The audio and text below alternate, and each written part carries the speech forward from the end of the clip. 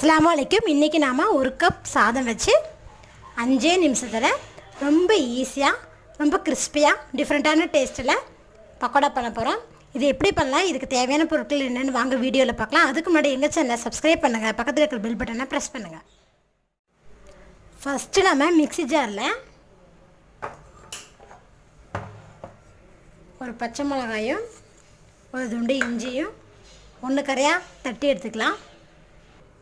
Mixie ஜாரில் தட்டின இஞ்சியும் பச்சை மிளகாயும் எடுத்து வச்சிடலாம் ஒரு பவுலில். இப்போது அதே மிக்ஸி ஜாரில் சாதம் போட்டுக்கலாம். நான் ஒரு கப் சாதம் எடுத்திருக்கேன். இதெல்லாம் நம்ம நைஸாக அரைச்சி எடுத்துடலாம். பாருங்கள், மிக்ஸி ஜாரில் நல்லா நைஸாக அரைச்சி எடுத்துட்டோம். இப்போ இது ஒரு பவுலில் மாற்றிக்கலாம்.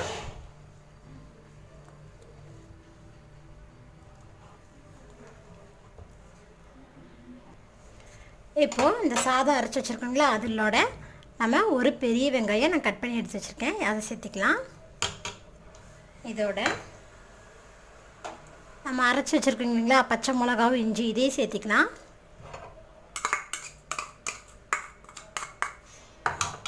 இதோட ஒரு அரை டீஸ்பூன் ஜீரகம்,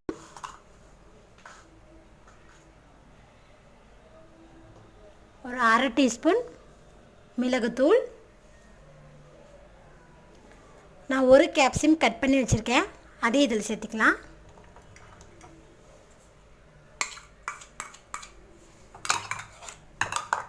இப்போ இதோட ஒரு 3 டேபிள் ஸ்பூன் கடலை மாவு போட்டுக்கலாம்.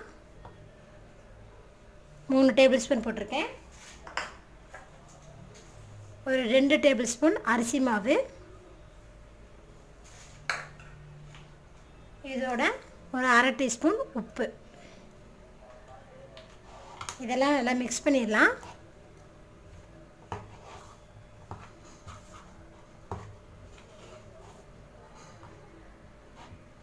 பாருங்கள், நல்லா மிக்ஸ் பண்ணிட்டோம். இப்போ இதோட நான் ஒரு 1/4 டீஸ்பூன் போல் மிளகுத்தூள் சேர்த்துக்கிறேன்.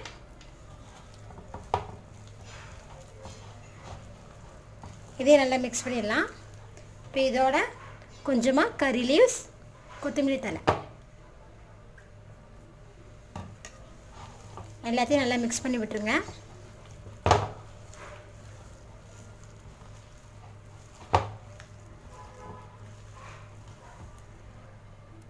இதோட ஒரு பிஞ்ச் அளவு பேக்கிங் சோடா சேர்த்துக்கிறேன். அவ்வளோதாங்க, எல்லாத்தையும் நல்லா மிக்ஸ் பண்ணி விட்டுடலாம்.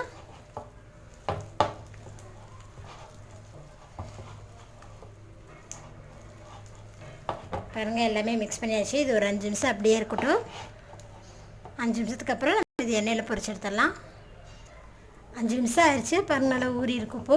இப்போ நம்ம இதே எண்ணெயில் பொரிச்சு எடுத்துடலாம். உங்களுக்கு கையில் ஒட்டுற மாதிரி இருந்துச்சா லைட்டாக கையில் எண்ணெய் தடவிட்டு பண்ணிங்கன்னா ஒட்டாது மாவு. பாருங்கள், இப்போ பொரிச்சு எடுத்துடலாம். பாருங்கள், எல்லா பவுல்ஸும் இந்த மாதிரி பண்ணி போட்டாச்சு. இப்போ இது திருப்பிக்கலாம். ஒரு பக்கம் நல்லா குக்கிங்காக இருக்குது.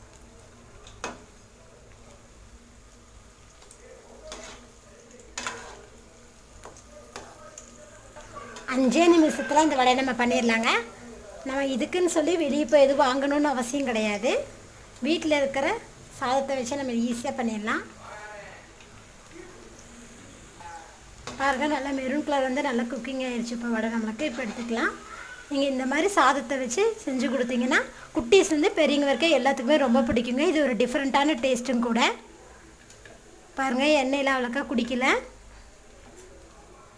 இப்போ நம்ம இதை எடுத்து பிளேட்டில் போட்டுடலாம்.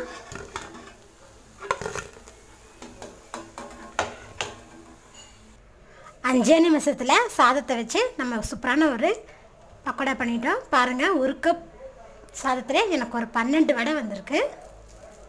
பாருங்கள், சூப்பராக இருக்குது. வெளியே கிறிஸ்பியாகவும் உள்ள சாஃப்டாகவும் இருக்குது. நீங்களும் இதே மாதிரி சாதத்தை இந்த மாதிரி செஞ்சு சாப்பிடுங்க. சாப்பிட்டு பார்த்துட்டு உங்கள் ஃபீட்பேக்கை சொல்லுங்கள்.